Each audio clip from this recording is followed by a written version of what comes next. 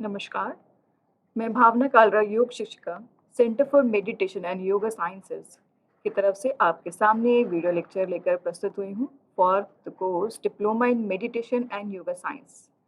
हमारे जो YouTube channel है उसको ज़रूर सब्सक्राइब कीजिए, शेयर कीजिए और बेल आइकन को ज़रूर प्रेस कीजिए। हमारे जो अदर सोशल मीडिया पेजेस हैं उन्हें भी शेयर कीजिए एंड लाइक कीजिए। आज की वीडियो लेक्चर का हमारा टॉपिक है मेंटल स्ट्रेस, मानसिक तनाव। क्या है मानसिक तनाव? मानसिक तनाव, मेंटल स्ट्रेस एक ऐसी स्थिति है, ऐसी सिचुएशन है जिसमें चिंता इतनी अधिक हो जाती है कि वो एक रोग का रूप ले लेती है। वर्तमान समय में मनुष्य की अधिकांश बीमारियों का कारण तनाव है। हम जो इतना सोचते हैं, हमारे जो रूटीन हो गया, हमारा जो पैटर्न हो गया है हर बात पर चिंता करने का, नेगेटिव थॉट्स जो हमारे माइंड में आते रहते हैं, वो एक डिज़ीज़ के रूप में हमारे सामने आजकल 90% लोगों को जो है वो स्ट्रेस से ग्रस्त हो चुके हैं। जो हमारा पैटर्न है सोचने का वो इतना नेगेटिव हो चुका है कि वो आज एक गंभीर बीमारी के सामने हमारे सामने आ चुका है जिसको हम मेंटल स्ट्रेस बोलते हैं, मानसिक तनाव बोलते हैं। मानवीय क्रिया, विचारों एवं भावनाओं को पारस्परिक द्वंद्व के परिणाम स्वरूप मन स्थिति एवं परिस्थिति के मध्य असंतुलन एवं असमयायोजन के से तनाव उत्पन्न होता है। जितना भी हमारा लाइफ़स्टाइल से रिलेटेड जो डिसऑर्डर्स हैं, उसका जो एक मेन कारण है, वो स्ट्रेस भी है। जितने भी आजकल डिज़ीज़ेज़ हो रहे हैं, अगर आपका मन स्वस्थ नहीं है, तो आपका तन स्वस्थ नहीं रह सकता। जितना आपका सोचने का जो पैटर्न है, वो अगर नेगेटिव होता जा रहा है, तो उसका दुष्प्रभाव जो है आपके संपूर्ण शरीर पर दिखता है। आपके संपूर्ण शरीर के अंगों पर, आपके संपूर्ण शरीर के जो अंग हैं, अंग तंत्र हैं, उन सब पर उसका प्रभाव दिखता है। उनकी कार्यशीलता जो है, वो मंद हो जाती है, उनका जो रेगुलर रिदम है, जो नियमितता है, उन पर उसका असर आता है। रजोगुण और तमोगुण विकृत होकर मन को दूषित करके मानसिक व्याधियों को उत्पन्न करते हैं, जिसमें तनाव भी एक है। अगेन अगर हमारा सोचने का पैटर्न जो है वो बहुत नेगेटिव हो गया है, हमारे मन में जो अलग-अलग तरह के विचार उत्पन्न होते रहते हैं, हर सिचुएशन को जो हमने इतना अ, बहुत ही मुश्किल रूप से अगर हम उसको प्रेज़ेंट करते हैं, हर एक सिचुएशन के लिए अगर हम सोचने लगते हैं, बहुत ज़्यादा नेगेटिव थॉट्स हमारे माइंड में आते हैं, तो ये जो हमारा सोचने का पैटर्न है, जो हमारा मेंटल जो पीस है, उसको हमने डिस्टर्ब कर लिया खुद से ही। उसका कारण बहुत सारे हो सकते हैं। तो हम बात करते हैं कि ये एक बीमारी के रूप में हमारे सामने आ गया है, जो कि है तनाव, जिससे बहुत सारी अधिक बीमारियाँ होने का एक रीज़न मिल गया है, एक कारण है। तनाव से बहुत सारी बीमारियाँ जो हैं हमारे शरीर को मिल जाती हैं स्वतः ही। तो एक बात करते हैं परिभाषा, तनाव की परिभाषा। तनाव एक ऐसी बहुआयामी प्रक्रिया है जो हम लोगों में वैसी घटनाओं के प्रति अनुक्रिया के रूप में उत्पन्न होती है जो हमारे दैहिक एवं मनोवैज्ञानिक कार्यों को विघटित करता है या विघटित करने की धमकी देता है। हंसलेन जो द स्ट्रेस ऑफ लाइफ के लेखक हैं, उन्होंने तनाव के 2 प्रकार बताए हैं। व्यू स्ट्रेस, ये सकारात्मक तनाव है जिसके अंतर्गत किसी कार्य विशेष के दौरान तनाव तथा दबाव की थोड़ी मात्रा बनी रहती है जो कार्य को बेहतरीन ढंग से पूरा करने के लिए प्रेरित करती है। ये मन में उत्साह का संचार करते हैं, जैसे कि प्रतियोगी खेल के खेल खेलते समय महसूस करते हैं। हम यू स्ट्रेस की बात करते हैं, यू स्ट्रेस को हम गुड स्ट्रेस भी कहते हैं। एक जो सिचुएशन होती है जब हमें परफॉर्म करना होता है, अपना एक रिज़ल्ट देना होता है, वहाँ पे जो प्रेशर होता है, चाहे वो ऑफ़िस में हो या बच्चों के पढ़ने में हो, एग्ज़ाम के टाइम पे हो या फिर किसी खिलाड़ी के जब वो फाइनल अपने राउंड में है या खेल रहा है किसी कॉम्पिटिशन में, उस टाइम पे जो स्ट्रेस वो फ़ील करता है, अपने आप को प्रेज़ेंट करने के लिए, अपना रिज़ल्ट देने के लिए, उस स्ट्रेस को हम गुड स्ट्रेस बोलते हैं। कोई भी सिचुएशन है जिसमें हमें अपने आप को प्रूव करना होता है, हमें हमारी एक्टिविटी को वहाँ पे सार्थक बनाना होता है। उस टाइम जो हमें तनाव महसूस होता है उसको हम गुड स्ट्रेस बोलते हैं, सकारात्मक स्ट्रेस बोलते हैं। हिंद शैली के अनुसार उसको हम यू स्ट्रेस बोलते हैं। दूसरी उन्होंने बात करी है डी स्ट्रेस की। ये नकारात्मक तनाव है। इसमें तनाव अत्यधिक या अनियंत्रित होता है, जैसे जानलेवा बीमारी का निदान, किसी प्रियजन की मृत्यु, नौकरी का नुकसान, एक गंभीर चोट, अपेक्षित या दुर्व्यवहार किया जाना। ऐसा स्ट्रेस जब हम किसी ऐसी सिचुएशन में उसको फ़ील करते हैं, जैसे कि अगर हमारा कोई प्रियजन जो है वो मृत्यु को प्राप्त हो चुके हैं या हमारे पास कोई हमारे को बहुत ज़्यादा लॉस हो चुका है, चाहे वो आपकी जॉब को रिलेटेड है या फिर कोई आपके घर में कोई चोरी हो गई है या किसी हमारे प्रियजन को बहुत ज़्यादा नुकसान हो चुका है। ऐसा जो सिचुएशन होती है जिसमें हमें बहुत ज़्यादा हमारे दिल पे चोट लगती है, हमारे दिमाग पे चोट लगती है, उस सिचुएशन पे जो हमें स्ट्रेस फ़ील होता है, उसको हम डिस्ट्रेस बोलते हैं। अत्यधिक केसेज़ में हमें देखा देखा जाता है कि अगर किसी प्रियजन की मृत्यु हो गई है, तो वो जो है धीरे-धीरे तनाव का शिकार हो जाता है और वही तनाव जो है वो डिप्रेशन पे लीड करता है। नेक्स्ट हम बात करते हैं सिम्पटम्स की। कैसे आप समझ पाएँगे कि आप तनाव से ग्रसित हैं या आपको स्ट्रेस हो चुका है? इसे जानने के लिए हम कुछ सिम्पटम्स की बात करते हैं कि अगर कोई व्यक्ति मेंटल स्ट्रेस से गुज़र रहा है तो उसके क्या-क्या सिम्पटम्स हो सकते हैं। अंतःस्रावी ग्रंथियों से एड्रिनल तथा नॉन एड्रिनल का स्रावन होने लगता है, जिससे हृदय की धड़कन बढ़ जाती है, मांसपेशियाँ स्टिफ, रक्तचाप बढ़ जाता है। बेसिकली अगर हम बात करें कि बहुत ज़्यादा एंग्ज़ायटी वाली फीलिंग्स आती हैं कि अगर किसी पर्सन को जैसे कोई भी एक सिचुएशन है, वो उसको नॉर्मल सी अगर डेली रूटीन की कोई सिचुएशन है, वो अगर उसको हैंडल नहीं कर पा रहा है, उसकी जो दिल की धड़कनें हैं वो बढ़ जाती हैं। कोई भी अगर एक चैलेंजिंग अगर उसके पास सिचुएशन आ रही है, वो चाहे वो नॉर्मल रूटीन की कोई डेली लाइफ़ की कोई ऐसी सिचुएशन है, उसमें जो उसकी मांसपेशियाँ स्टिफ़ हो जाती हैं, रक्तचाप बढ़ जाता है, बीपी एकदम बढ़ जाता है, धड़कनें तेज़ हो जाती हैं, ये जो लक्षण हैं, इनको हम मान सकते हैं कि वो व्यक्ति मेंटल स्ट्रेस से ग्रस्त है। नेक्स्ट हम बात करते हैं आत्मविश्वास में कमी, चिड़चिड़ाहट, घबराहट, एकाग्रता की कमी, आकरण, भय। जब आपको लगता है कि इस पर्सन में कॉन्फिडेंस की कमी आ गई है, वो हर छोटी-छोटी बात पे चिल्लाने लगता है, चिड़चिड़ाने लगता है या फिर किसी भी सिचुएशन में जो कि बहुत गंभीर सिचुएशन नहीं है, उसमें भी उसको घबराहट महसूस होने लगती है या फिर वो डेली रूटीन का जो काम कर रहा है, अपने लाइफ़स्टाइल्स की जो उसकी रूटीन है, उसमें उसकी एकाग्रता नहीं है, कंटिन्यूटी नहीं है या फिर वो कॉन्फिडेंस नहीं है। ये सारे जो हैं, जो लक्षण हैं, वो मेंटल स्ट्रेस को दर्शाते हैं। नेक्स्ट हम बात करते हैं भूख का अत्यधिक बढ़ या घट जाना। बहुत केसेस में देखा गया है कि जो व्यक्ति स्ट्रेस से ग्रस्त होते हैं, मेंटल स्ट्रेस जिनको होता है, वो अत्यधिक खाने लगते हैं। उनका जो खाने का पैटर्न है, वो चेंज हो जाता है, या तो बहुत ज़्यादा बढ़ जाता है या फिर कई लोग जो है खाना छोड़ भी देते हैं, घट जाता है। जो उनका खाने का पैटर्न है, वो धीरे-धीरे चेंज हो जाता है। नेक्स्ट, शराब एवं धूम्रपान की लत। अपने आप को एक इमेजिनेटरी दुनिया में उनको अच्छा लगने लगता है, तो जिसके लिए वो शराब एवं धूम्रपान की का सहारा लेते हैं। नेक्स्ट हम बात करते हैं बहुत जल्दी नर्वस हो जाना, नाख़ून चबाना, ये लक्षण भी जो हैं वो मेंटल स्ट्रेस को दर्शाते हैं। कई लोगों को आपने देखा होगा कि वो छोटी-छोटी बातों पे एकदम नर्वस हो जाते हैं, उनसे कोई क्वेश्चन पूछ लिया जाए तो बहुत ज़्यादा नर्वस हो जाते हैं या फिर किसी भी जो भी अनपेटर्न सिचुएशन आ जाती है उनके सामने, जो भी डेली रूटीन के अलावा कोई सिचुएशन ऐसी आ जाती है, जो चैलेंजिंग सिचुएशन आती है, उनमें वो नाख़ून चबाने लगते हैं, नर्वस हो जाते हैं, भूल जाते हैं वो क्या बोल रहे हैं या फिर उल्ट-सुल्ट बोलने लग जाते हैं। नेक्स्ट हम बात करेंगे मुँह सूखना एवं जल्दी-जल्दी प्यास लगना। अगेन ऐसे व्यक्ति जो हैं, उनसे बोलने में तो उनको दिक्कत हो जाती है, वो उनको बहुत ज़्यादा प्यास लगती है। कोई भी चैलेंजिंग सिचुएशन में वो नर्वस हो जाते हैं, उनका मुँह सूख जाता है। नेक्स्ट हम बात करते हैं व्यक्ति के कार्य की कुशलता में कमी। जो भी वो पहले वो जो उनका टैलेंट था, वो धीरे-धीरे टैलेंटेड जो लोग थे, जितने भी उनका टैलेंट था, उनके टैलेंट में कमी होने लगती है। जो भी वो ईज़िली जो काम वो कर पाते थे, वो अब नहीं कर पाते हैं। अगेन जो उनका कॉन्फिडेंस लेवल है, वो घट जाता है।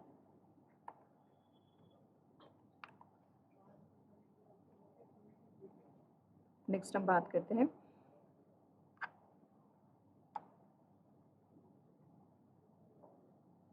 Effects of stress. क्या इफ़ेक्ट्स आते हैं स्ट्रेस के? अगर कोई व्यक्ति मेंटल स्ट्रेस से ग्रसित है, तो उसके जीवन पर, उसके शरीर पर, उसके दिमाग पर क्या-क्या प्रभाव आ रहे हैं? फर्स्ट हम बात करते हैं फिज़िकल इफ़ेक्ट्स की, कि अगर कोई व्यक्ति को तनाव है, तो वो फिज़िकली वो कैसा महसूस होता है, उसको क्या-क्या चेंजेज़ उसकी बॉडी में दिखते हैं। फर्स्ट उनको मोस्टली उनको एक हेडेक रहने लगता है, पूरा दिन वो एक सर में दर्द जैसी शिकायत बताते हैं, muscles tension, chest pain, fatigue, upset stomach, sleep issue. बहुत ज़्यादा जो है देखा जाता है कि उनका जो स्टमक है वो अपसेट रहने लगता है, जो आपकी डेली डाइजेशन पैटर्न जो है अगर आप स्ट्रेस से ग्रसित हैं, तो सबसे पहले आपका जो डाइजेस्टिव सिस्टम है वो गड़बड़ा जाता है। बहुत ज़्यादा इस बात पर ये एक बहुत अच्छा सिम्पटम है जिसको हम फ़ॉलो कर सकते हैं। जैसे हमने बात करी थी कि ज़्यादा खाने लगते हैं या कम खाने लगते हैं, उनके चेस्ट में पेन रहने लगता है, मसल्स टेंशन हो जाती है, हमेशा एक सर दर्द की वो शिकायत करते रहते हैं वो लोग। स्लीप इश्यू या तो उनको बहुत ज़्यादा नींद आती है या फिर नींद आती नहीं है। अधिकांश जो केसेस है उसमें देखा जाता है कि उनका जो स्लीप इश्यू है, जो उनको स्लीप नहीं आती है। धीरे-धीरे यही जो है इनसोम्निया का एक केस बन जाता है। नेक्स्ट हम बात करते हैं बिहेवियर इफ़ेक्ट्स। बिहेवियरल क्या-क्या चेंजेज़ आते हैं। ऐसे लोग जो हैं उनको अपनी जो सिचुएशन है उनसे भागना उन्हें पसंद होता है, क्योंकि वो सिचुएशन को डील नहीं कर पाते हैं जिससे उनको तनाव हो रहा है। तो वो एक इमेजिनेटरी दुनिया में रहना उनको पसंद आने लगता है, तो उसके लिए वो ऐसे-ऐसे अ ऑब्जेक्ट्स का ऐसे-ऐसे प्रॉप्स का वो यूज़ करते हैं जिससे वो अपनी इमेजिनेटरी दुनिया में रह सकें, जैसे कि है टोबैको यूज़ करते हैं, ओवर ईटिंग करते हैं, ड्रग यूज़ करने लगते हैं, सोशल विथड्रॉल एक बहुत ही बिहेवियरल इफ़ेक्ट देखा जाता है, फिज़िकल आउटबर्स्ट, लेस एक्सरसाइज़ का कुछ करने का मन नहीं करता है। वो अपनी लेज़ीनेस फ़ील करते हैं, टायर्डनेस फ़ील करते हैं, लोगों से भागने लगते हैं, अपने आप को किसी के सामने प्रेज़ेंट नहीं कर पाते हैं, ड्रग का यूज़ करते हैं। अगेन ओवर ईटिंग भी एक इफ़ेक्ट आता है। नेक्स्ट हम बात करते हैं मेंटल इफ़ेक्ट, क्या-क्या मेंटल इफ़ेक्ट्स आते हैं? तो फर्स्ट एंग्ज़ायटी, जो हमने अभी जैसे बात करी थी, restlessness, lack of motivation, lack of focus, anger and again it's lead to depression. वो लोग जो हैं अधिकांश जो है एंग्ज़ायटी उनको फ़ील होता है, घबराहट महसूस होती है, बहुत ज़्यादा वो हकलाने लगते हैं, रेस्टलेसनेस फ़ील करते हैं, उनको ब्रीथिंग में प्रॉब्लम होने लगती है, उनका हार्ट बीट बढ़ जाता है, बीपी बढ़ जाता है, लैक ऑफ मोटिवेशन, कॉन्फिडेंस की कमी आ जाती है। नेक्स्ट है लैक ऑफ फोकस, कोई एकाग्रता उनके पैटर्न में, उनके काम के पैटर्न में नहीं दिखती है, किसी भी चीज़ पे वो फोकस नहीं कर पाते हैं।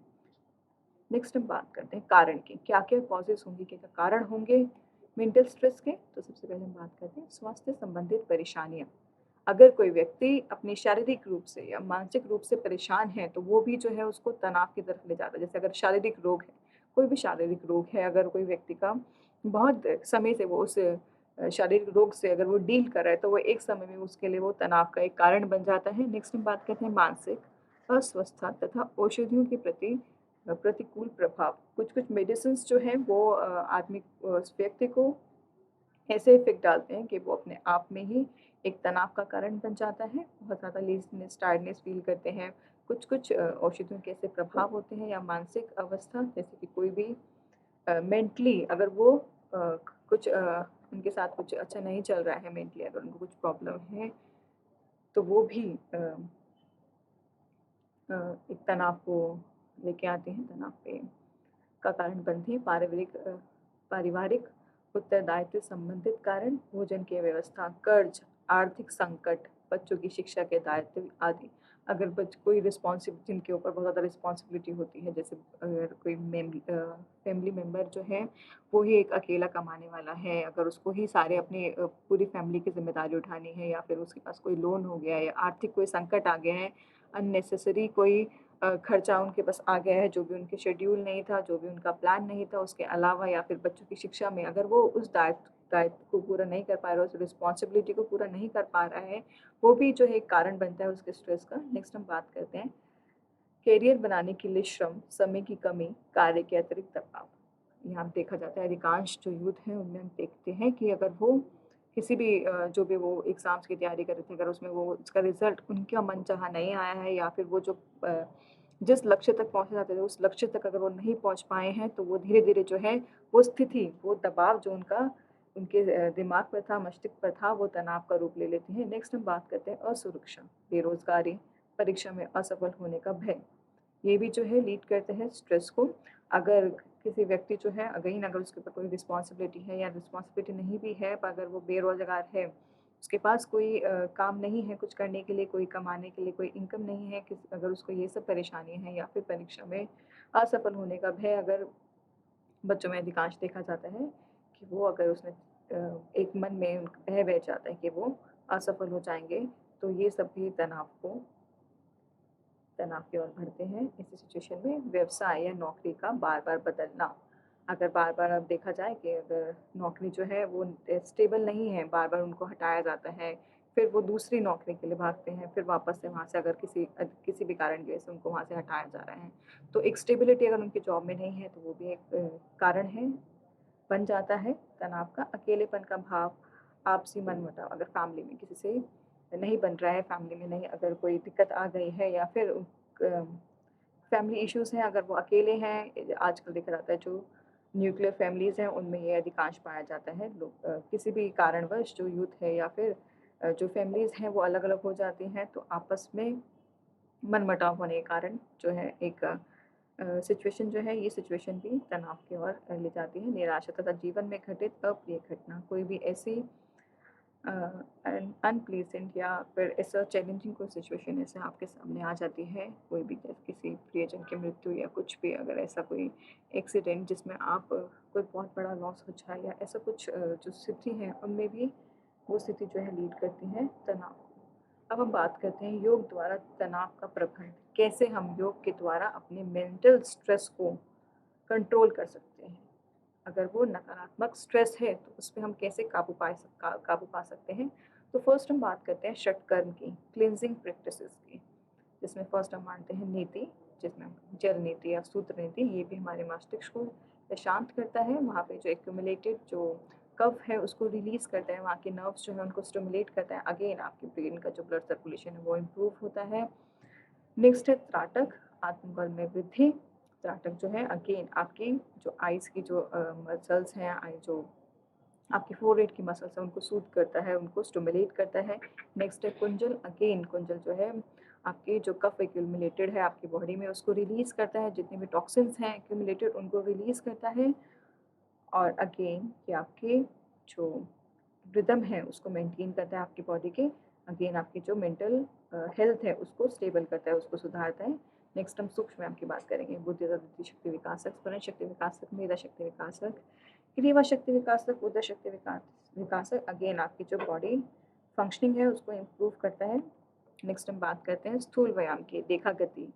देखा गति आपके साइको मोटर जो स्किल है आपकी उसको स्ट्रॉन्ग करता है, उस पैटर्न को इंक्रीज करता है, अगेन आपके मेंटल स्ट्रेस को कम करने में लाभदायक है।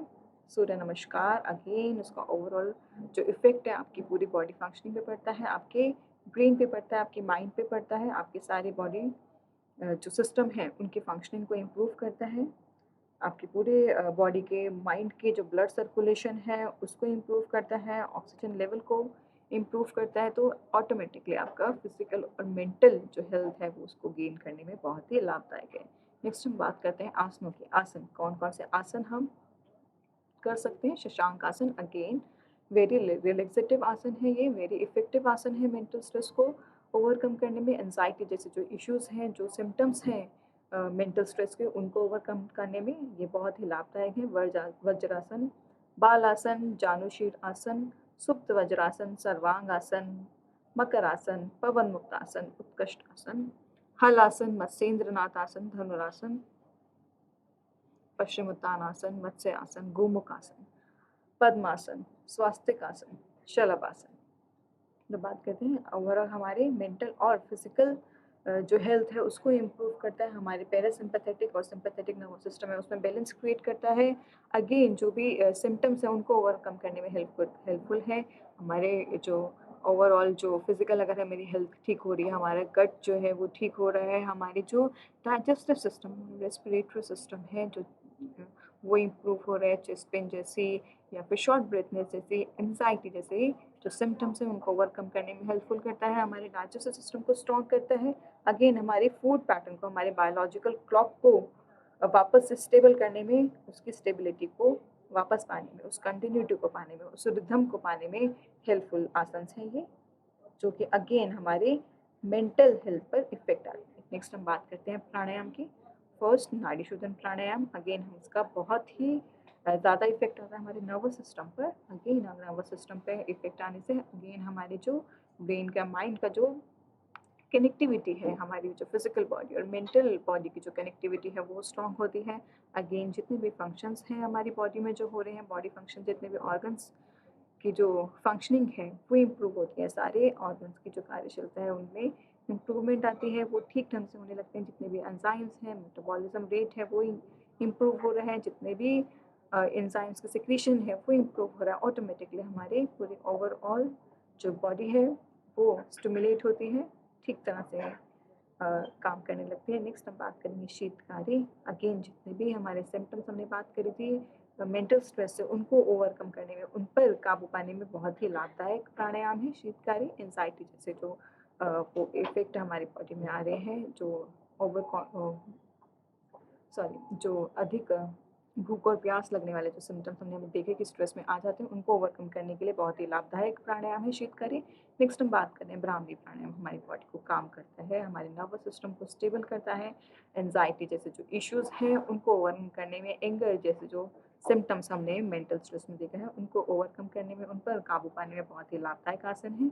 यौगिक श्वसन हमारे रेस्पिरेटरी सिस्टम को, हमारे चेस्ट पेन को हमारी रेस्पिरेटरी सिस्टम को स्ट्रॉन्ग करते हैं। जैसे कि हमने सिम्पटम्स देखे थे, चेस्ट पेन या शॉर्ट ब्रेथनेस या फिर बोल ना पाना, हकलाना, इन सबको ओवरकम करने में, उन सब पे कंट्रोल करने में बहुत ही लाभदायक ये आसन प्राणायाम है, योग श्वसन और भस्त्रिका प्राणायाम। नेक्स्ट हम बात करते हैं मेडिटेशन, ओमकार या फिर योग निद्रा। मेडिटेशन का बहुत ही इंपॉर्टेंट रोल है यहाँ पर। मेडिटेशन जो हेल्प करेगा, मेडिटेशन हेल्प करेगा उस मेंटल स्टेबिलिटी लाने में, हमारे पैरासिम्पैथेटिक नर्वस और सिंपैथेटिक नर्वस सिस्टम पे बैलेंस लेके आता है, हमारे ओवरऑल जो फंक्शनिंग है हमारी बॉडी को उसको कंट्रोल करता है, उसको रिदमिक बनाता है। हमारे जो हमने बात करी मेंटल स्ट्रेस के जो सिम्टम्स हैं उनको ओवरकम करने में बहुत ही हेल्पफुल रहेगा, और वापस से जो एक रिदम है हमारा, जो बायोलॉजिकल क्लॉक का जो स्टेबिलिटी है, जो नियमितता है, उसको वापस से गेन करने में बहुत ही हेल्पफुल होगा। जितने भी हमारे जो इमोशनल जो इम्बैलेंस हो जाता है मेंटल स्ट्रेस में, उसको ओवरकम करने में, उस स्टेबिलिटी को वापस से गेन करने में बहुत ही हेल्पफुल है मेडिटेशन। चलिए फिर थैंक यू।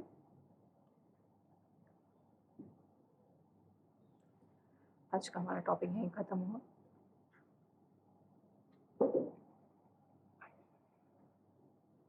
हमारे सोशल मीडिया जो पेजेस हैं उन्हें ज़रूर लाइक एंड शेयर कीजिए, हमारी जो वीडियो है उसको ज़रूर देखिए और शेयर कीजिए, हमारे यूट्यूब चैनल जो है उसको सब्सक्राइब कीजिए, बेल आइकन को ज़रूर प्रेस कीजिए। बहुत बहुत धन्यवाद आप लोगों का।